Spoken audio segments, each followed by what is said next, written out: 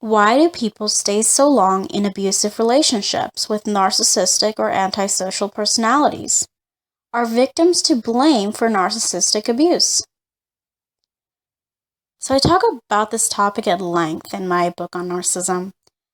Victims are not to blame for staying in abusive relationships. There are many reasons why they stay longer than they should, and each victim has his or her own unique circumstances. So, contrary to that victim blaming discourse, recovery from an abusive relationship can be very, very challenging and very similar to withdrawal from drug addiction due to the biochemical and psychological bonds we develop with our abusers. So, what many people don't understand is that our own brain chemistry can lock us into this addiction to the narcissistic partner. Dopamine, cortisol, adrenaline, and oxytocin are all implicated in what I like to call the biochemical bond from hell.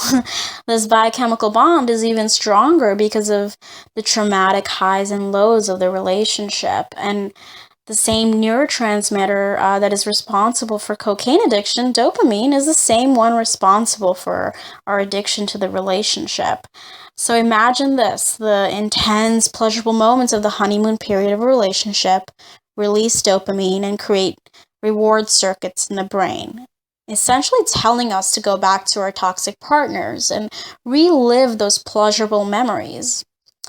Intermittent reinforcement of positive behaviors dispersed throughout the abuse cycle, such as gifts and flowers and compliments and sex, only strengthens this bond. In fact, Dr. Susan Carnell notes that intermittent reinforcement of rewards actually enables dopamine to flow more readily, which actually strengthens that reward circuit associated with our toxic abusive relationship. And then we have our sexual relationship with the narcissistic partner, which is often described by survivors as one of the most intense and sexually charged relationships of their lives. Narcissists mirror our deepest sexual and emotional desires, which makes for an electrifying sexual chemistry with them. Oxytocin is released whenever we physically interact with our abuser, and that promotes attachment and trust. This is the same love hormone that bonds mother and child at birth, and it ensures that we bond with the abuser even after experiencing incidents of abuse.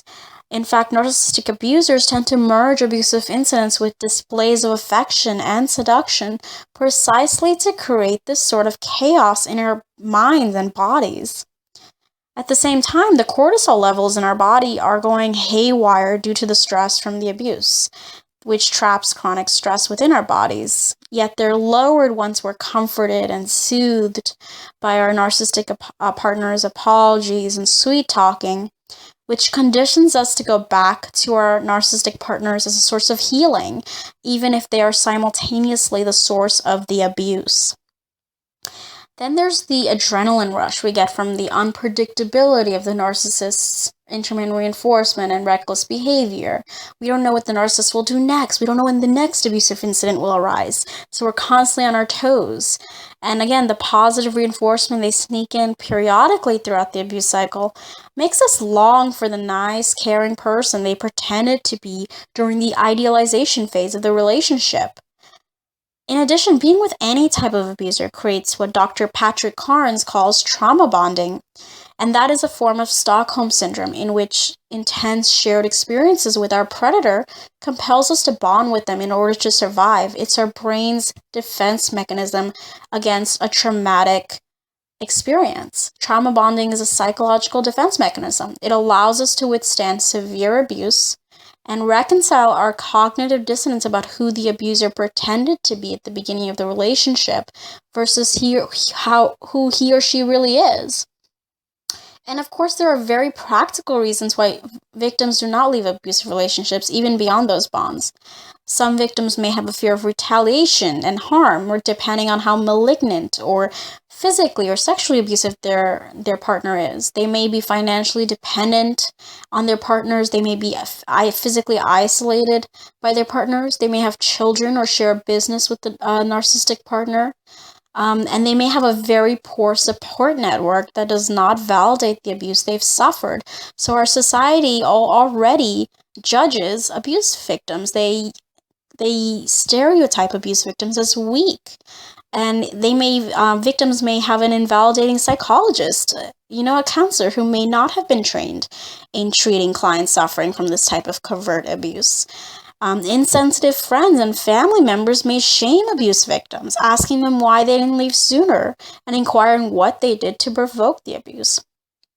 So again, when you have the people who are closest to you questioning your accounts of abuse because they only see that false, charming self of the abuser, not realizing that abuse often takes place behind closed doors, the abuser can easily escape accountability while the victim is the one who's looking crazy.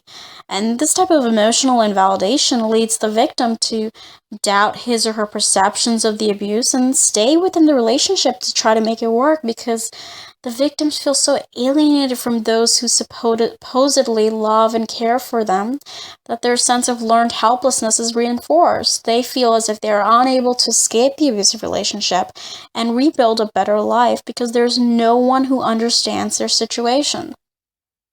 This sense of powerlessness and learned helplessness is at the core of all abusive relationships and the way abusers make us feel. And understanding why we're addicted and how we become addicted permits us to recognize that our addiction is not about the merits of the narcissist. Abuse survivors do not stay because the narcissist is a nice person. They stay because of the nature and severity of the trauma they've experienced.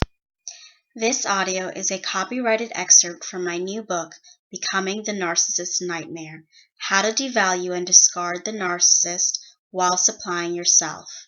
Available for pre-order on Amazon. And if you haven't already done so, please be sure to check out my new podcast called Self-Care for Survivors on iTunes. The link will be provided in the description below.